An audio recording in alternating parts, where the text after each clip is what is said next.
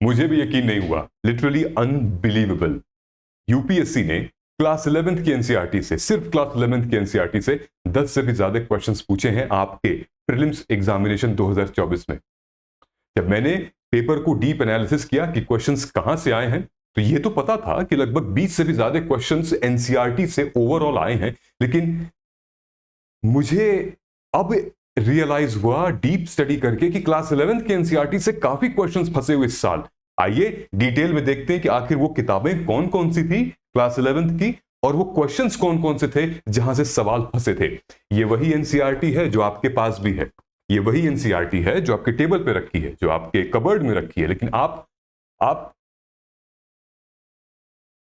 कोशिश भी नहीं करते कि उसको उठा के पढ़ें, क्योंकि आपको नोट्स चाहिए, क्योंकि आपको वीडियो लेक्चर चाहिए। बेटा एनसीईआरटी को खुद से पढ़ो। हम स्कूल पास कर गए थे यार अच्छे परसेंटेज से, हम क्या एक रीडिंग नहीं लगा सकते एनसीईआरटी की? क्या हम इतने अपने आप को कमजोर समझने लगे हैं कि हम एनसीईआरटी नहीं पढ़ सकते? देखो सवाल तुम्हारे उन्हीं कबर्ड में थे, यूपीएससी प्रीलिम्स 2024 के उन्हीं टेबल पे थे, लेकिन तुमने पढ़ने की कोशिश नहीं की। जिन लोगों ने भी फाउंडेशन अच्छे से बिल्ड किया था एनसीईआरटी का, उन्होंने बहुत अच्छा परफॉर्म किया है। आइए देखते हैं सवाल पहले, उसके बाद प्रूफ देखते हैं, प्रूफ क्या है इस बात का। सबसे पहले हम क्वेश्चन 1 पे जाते हैं। ये क्वेश्चन 1 बात करता है how many of the above are the products of volcanic eruption. ये सवाल ज्योग्राफी की किताब खोलते ही क्लास 11th के तीसरे चैप्टर में आता है, जो हमारी फंडामेंटल ऑफ फिजिकल ज्योग्राफी है। एक तो ये वाली किताब है ज्योग्राफी की फिजिकल एनवायरनमेंट, एक और किताब है क्लास 11 की फंडामेंटल ऑफ फिजिकल ज्योग्राफी, और उसके चैप्टर 3 में इंटीरियर ऑफ द अर्थ यहां बताया हुआ है कि इस सवाल का जो सही जवाब है वो डी है, मतलब कि pyroclastic debris, ash and dust, nitrogen compound, sulphur compound, सब कुछ इंक्लूड होता है जब एक वॉल्केनिक इरप्शन होता है। सवाल आपके टेबल पे था, सवाल कबर्ड में था, बट यू डिडंट बॉदर। अब करोगे ना पक्का? इसीलिए मैं आप लोगों से कहता हूं कि 1-to-1 पर्सनल गाइडेंस प्रोग्राम जिसका नाम है मार्गदर्शन, ये वही मार्गदर्शन है जो कि अर्जुन और कृष्ण के बीच में हुआ था। कृष्ण ने किया था अर्जुन का, चंद्रगुप्त ने चाणक्य का, चाणक्य ने चंद्रगुप्त का। सो ये वही मार्गदर्शन है। सो आपको क्या करना है, सिर्फ इस नंबर पे कनेक्ट करिए, नीचे कमेंट सेक्शन में गूगल फॉर्म उसको फिल करिए। लेकिन एक रिक्वेस्ट है, सीरियस कैंडिडेट्स जो कुछ करना चाहते हैं, यूपीएससी क्रैक करना चाहते हैं, सिर्फ वही फॉर्म भरें, वही कांटेक्ट करें और सही जगह पे इन्वेस्ट करें, क्योंकि हमारा टाइम भी कीमती है, आपका टाइम भी कीमती है ना? चलिए अपने सपनों को पूरा करिए, एक नई उड़ान दीजिए, नीचे कमेंट सेक्शन में गूगल फॉर्म उसको फिल करिए। अब हम लोग एक और क्वेश्चन पर आते हैं। क्वेश्चन आता है हमारा, which of the following is are inferences from isothermal maps the month of January. ये क्वेश्चन था, आइसोथर्मल वाला क्वेश्चन था। सही जवाब मुझे नहीं बताना, मुझे आपकी आंसर की नहीं जाननी है। क्वेश्चन सवाल कहां से आया था ये देखिए, geography class 11 chapter 9 solar radiation, heat balance and temperature. ये पूरा दिखा रहा है कि कैसे ये जो हीट बैलेंस नॉर्दर्न एरिया में, इसकी वजह से किस तरीके से आइसोथर्मल मैप्स फॉर्म होते हैं मंथ ऑफ जनवरी। सो इसका क्वेश्चन जो है वो यहां से आया है, चैप्टर 9 पेज नंबर 83 आप जाके खोलिएगा और ये देखिए ये डिस्ट्रीब्यूशन है एयर टेम्परेचर का जनवरी के महीने का, साफ साफ दे रखा है। जिन्होंने देखा उन्होंने अटेम्प्ट किया होगा सही जवाब। अब नेक्स्ट चलते हैं, ठीक है? आंसर की तो आपको मिल ही गई है, हम लोगों ने भी शेयर की थी और तमाम कोचिंग इंस्टीट्यूट ने भी शेयर किया, ठीक है? अब ये देखिए, with reference to Coriolis force, ठीक है, कोरियोलिस फोर्स, इनमें से कौन सा स्टेटमेंट सही है, कौन सा स्टेटमेंट गलत है? ये सवाल कहां से पूछा गया है? अगेन ज्योग्राफी क्लास 11 चैप्टर 10 जिसका नाम है atmospheric circulation and weather system. इस बार क्लास 11 की बुक को एकदम छोड़ा ही नहीं गया, सब कुछ। ये सिर्फ ज्योग्राफी नहीं, आगे और भी सब्जेक्ट हैं। ये देखिए, Coriolis force is directly proportional to the angle of latitude. जहां जहां मैंने येलो हाईलाइट किया हुआ है वहां वहां कोरियोलिस फोर्स की बात की गई है और यहां पे मैप से भी दर्शाया गया है। ये देखिए, geostrophic wind, general circulation of the atmosphere, और कोरियोलिस फोर्स जो है परपेंडिकुलर ग्रेडियंट फोर्स पर पड़ती है। ये आप अभी जाकर देख सकते हैं, प्रेशर और विंड सब टॉपिक के अंदर कोरियोलिस फोर्स की इस क्वेश्चन का आंसर आपको मिल जाएगा क्लास 11 चैप्टर 10। और सिर्फ क्वेश्चन का आंसर ढूंढने के लिए मत पढ़ना, अब इसको एज अ पीवाईक्यू भी देखना कितना रेलेवेंट है। तो आपको यह पता चल गया कि यूपीएससी प्रीलिम्स में एक इंपॉर्टेंट पीवाईक्यू आया था प्रेशर एंड विंड से रिलेटेड, जो कि हमारे वेदर सिस्टम और एटमॉस्फेरिक सर्कुलेशन था।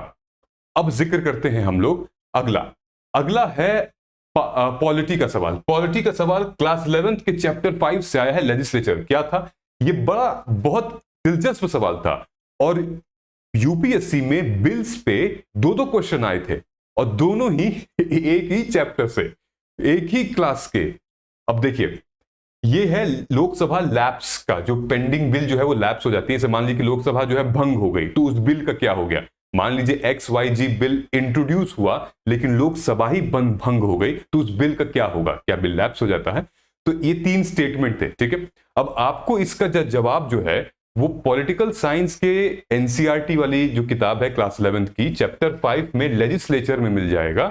और ये देखिए 113 नंबर पेज पे यहां पे साफ साफ मेंशन है, जो हम जिसके बारे में जिक्र कर रहे हैं, लैब्स, ठीक है, लैब्स के बारे में। Bill propose by the government has acceptable to all the partners of the coalition. आप सर्च करना जाके, ठीक है। इसके पेज के आगे पीछे भी आप सर्च करोगे तो इसका आंसर मिलेगा। आंसर के पीछे मत भागिए, क्वेश्चन कहां से आ रहा है वो देखिएगा, ठीक है। आपके सामने अभी मैंने पॉलिटी का क्वेश्चन निकाल दिया ना। अब देखिए अगला आने से पहले मैं आप सभी से ये रिक्वेस्ट करना चाहता हूं कि आप लोग बहुत सपोर्ट कर रहे हैं सिद्धार्थ भैया यूपीएससी के इस चैनल को, लेकिन सब्सक्राइब नहीं कर रहे हैं। तो प्लीज आप सब्सक्राइब कीजिए, क्योंकि मेरे बहुत सारी ऐसी इंपॉर्टेंट वीडियोस हैं जो कि आपसे कहीं ना कहीं मिस हो जाती हैं। तो आज की डेट में ये देखिए, सिर्फ 12% लोगों ने सब्सक्राइब किया है और लगभग 87.9% लोगों ने सब्सक्राइब नहीं किया। मतलब वीडियो देखते हैं, अच्छी लगती है, लेकिन सब्सक्राइब नहीं किया है। मैं चाहता हूं कि मैं कोई भी इनिशिएटिव आप लोगों के लिए ले आऊं तो आप लोग को सर्च ना करना पड़े, वो तुरंत आपको पता चल जाए। कोई नोटिफिकेशन हो गया, कोई एक्सप्लेनर वीडियो हो गया, कोई स्ट्रैटेजी हो गया, किसी आईएएस आईपीएस ऑफिसर के बारे में न्यूज हो गई, तो आपको सब्सक्राइब करेंगे तो बहुत बेनिफिट मिलेगा, ठीक है। चलिए आगे बढ़ते हैं। एक और सवाल आता है बिल के ऊपर। क्या आता है कि which of the following statement are correct in respect to money bill in the parliament. Money bill के बारे में, एमबी यानी मनी बिल के बारे में सवाल आता है, और यह सवाल फिर हमारे उसी चैप्टर पे आता है, लेजिस्लेचर क्लास 11th चैप्टर 5, जहां पे पावर ऑफ राज्यसभा के बाद बात की गई थी हमारे मनी बिल से रिलेटेड। इसके बाद जब आप पेज पलटेंगे तो इसी में आपको मनी बिल से रिलेटेड चीजें मिल जाएंगी, ठीक है। सो बिल का पूरा चैप्टर ही है इस पे, बहुत ही ज्यादा डिटेल में आप इसको पढ़ना, क्योंकि ये वो एरिया है, ये वो सेगमेंट है जहां से हर साल क्वेश्चन आते हैं, ठीक है। सो ये हो गया, आगे चला जाए नाउ। अच्छा, एक और चीज थी यहां पे, हाँ, which of the following statement is correct as per the constitution. ये हमारा क्वेश्चन जो है वो सूचियों के ऊपर है, मतलब कि राज्य की सूचियां या फिर समवर्ती सूची, यूनियन लिस्ट, स्टेट लिस्ट, इसके ऊपर है। अब हमारे एनसीईआरटी में बड़े डिटेल में बड़े अच्छे से मेंशन किया गया है, वो भी कहां पर है? क्लास 11th की बुक में चैप्टर 7 फेडरलिज्म, फिर से 11th की बुक में union list, state list, concurrent list. देखिए डिटेल में मेंशन है, यूनियन लिस्ट में क्या क्या आता है, स्टेट लिस्ट में क्या क्या आता है, कॉन्करेंट लिस्ट में क्या क्या आता है, सब कुछ मेंशन है। आंसर के पीछे नहीं भागना है, हमें सवाल देखना है कैसे बन रहे हैं सवाल, ठीक है। तो ये आपका एक पीवाईक्यू हो गया। आई बात समझ में? अब हम आते हैं कहां पर, एक और सवाल आता है पॉलिटी का कि कॉन्स्टिट्यूशन ऑफ इंडिया, इनमें से कौन सा स्टेटमेंट सही है। ये बड़ा इजी क्वेश्चन था, अगर आपने पार्ट्स, शेड्यूल, ये सब याद किए होंगे तो ये क्वेश्चन 100% सही था। और ये दिया हुआ है कहां पर, ये हमारे है क्लास 11 का चैप्टर 8 है लोकल गवर्नमेंट, वहां पर 74th अमेंडमेंट एक्ट के बारे में बात हो रही थी, म्युनिसिपैलिटीज, नगर पालिका, तो इसमें है, मतलब डिटेल में भी मेंशन किया गया है। और आपको पता भी है कि भाई 9A कॉन्स्टिट्यूशन हमारा है म्युनिसिपैलिटी का। तो आपको देखना है कि क्वेश्चन कहां से पूछा गया है। आप देख रहे हो कितना इंपॉर्टेंट है ये सारे चैप्टर्स क्लास 11th के, एक एक सवाल मतलब डिटेल में यहीं से पूछाया गया है।